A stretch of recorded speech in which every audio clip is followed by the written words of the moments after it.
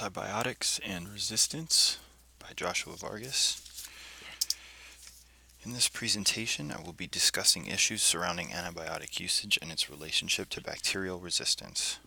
We will begin by exploring 3 research studies on the topic. We will then look into some identifiable patterns between them, leading to the research question in my literature research paper. From there, I will explain the theoretical framework that I use to deconstruct the evidence. Next, we will look at the research findings and implications. Lastly, I will offer some suggestions for both future research and policy considerations. In Cultures of Resistance, Broom explains that doctors are overprescribing antibiotics due to pressures from liability practices in clinical settings, as well as from expectations of treating patients to the best ability, which Broom aptly calls the game. He finds that this is in direct contrast with the looming threat of constructing widespread antibiotic resistance, which would be near impossible to treat.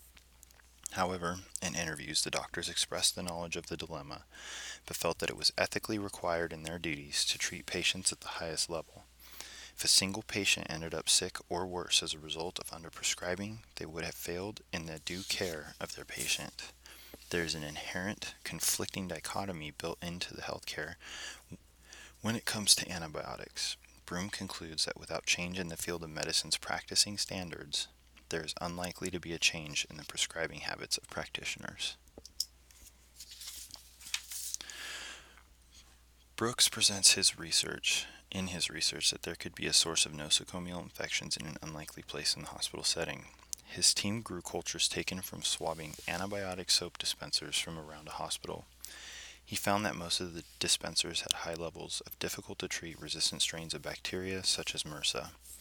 As there is expected to be bacteria on soap dispensers, it begs the question whether or not the resistant strains were created from living in an environment surrounded by biocides.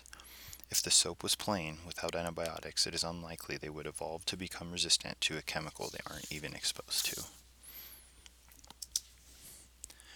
In a study by Soler and Russell, an experiment was created to test a hypothesis that resistant strains of bacteria may be susceptible to different antibiotic chemicals. This theory was tested by exposing bacteria with weakness to certain biocides to a new biocide, triclosan, which is used in hand soaps, toothpaste, food storage containers, and many other products of daily activity. While they did not find that the mechanisms of resistance were shared amongst resistance types, they did find that new resistance can be developed by unknown mechanisms, just not the ones they were testing for. Every study showed that there was a dire need to further study the effect of overexposing bacteria to antibiotics.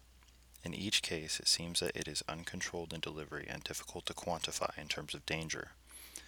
However, there seems to be a shared sentiment that each person shares responsibility in the dissemination of antibiotics and our expectations of treatment. Every study shows that the threat of the post-antibiotic era is approaching, and that in the nature of this medicine, resistance was inevitable.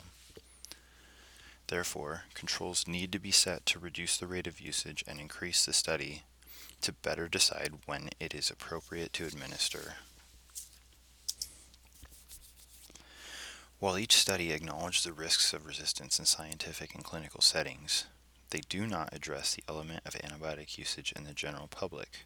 For example, while doctors are shown to have to be more responsible about prescribing and administering antibiotics, there is no mention as to how much damage is being done at home with biocides that are not controlled and have no prescription level protections.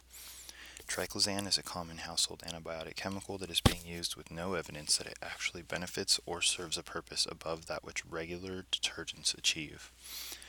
At what point do we recognize the danger of exposing bacteria throughout the day, at home, and all around us? The amount that is ran down sinks and drains into the environment could be causing a buildup that may prove to be dangerous. While each study does recommend the need for further research, there may be an epidemic coming that we could have been prepared for. The real question here is not whether or not the danger is real, because the science has qualified the threat consistently. Resistance is built in a proven evolutionary fashion in response to our antibiotics. The question is actually, do we have enough information now to intervene before it is too late? From this line of reasoning, after looking at what is consistently missing in research about the development of superbugs, I propose this research question. Are antibiotic products dangerous to the public, and should they be banned if they are? In order to answer this question, one that many have been asking for a long time, I needed a new lens by which to broach the topic. I chose to use Bouloigne's adaptation of the precautionary principle as my framework. She took a risk analysis tool designed specifically to create policy in controversial environmental issues and applied it to the realm of public health. There is a trend in American culture to reject science for pseudoscience when there is not 100% refutable evidence. Even when there seems to be pushback, as in the case of the anti-vaxxer movement. However, I feel that this lens has a higher purpose in convincing those with the responsibility to enact change to do so, regardless of public opinion. It has 4 basic rules. 1. A damage condition requiring that the threat be serious and irreversible. 2. A knowledge condition that requires qualified scientific evidence but not necessarily 100% proof. 3. A measure which is an action that can be swiftly and efficiently implemented. And 4. A content of obligation requiring a recognition that the recommendation may conflict with other risk analysis tools. If all of these conditions can be met, then according to the precautionary principle, policy must be made in the interest of public health with an intent to resolve the threat. My research came to the conclusion that there is indeed a well-qualified threat that has been established for many years within the scientific community. Antibiotic chemicals do increase the rate of resistance in treatable forms of bacteria, leading to less treatable forms. While one can argue about how long it will take or how much exposure this would take, the result is inevitable. These products are dangerous as they have been shown to follow evolution's one-way track of natural selection to better survive our interventions. It was also found that there is a place for antibiotics, but only in evidence-based clinical procedures controlled by highly educated and skilled members of the medical community. Antibiotics should be treated with the same care that we apply to controlled substances like opiates and other potentially dangerous drugs.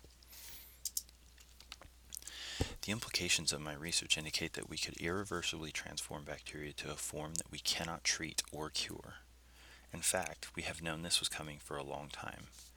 Alexander Fleming, the man who discovered penicillin, famously warned of the threat of resistance the day he accepted his Nobel Prize. If we are not careful about the use of this miracle medicine, which brought us into a new age of health, we may soon find ourselves dying from common illness, praying for another accidental miracle cure to come along.